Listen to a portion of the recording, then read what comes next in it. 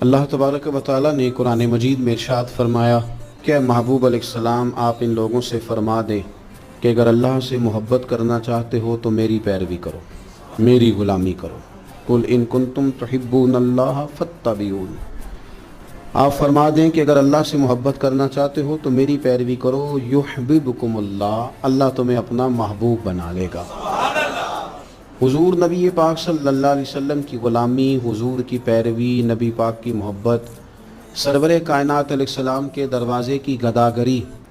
حضور کے درویزہ گر بن جانے سے، ثنا خاں بن جانے سے، نعت خاں بن جانے سے، نبی پاک صلی اللہ علیہ وسلم کے دین کے چوکیدار بن جانے سے، حضور کے دین کے طالب علم بن جانے سے، نبی پاک علیہ السلام کی اتباع کا سفر کرنے سے،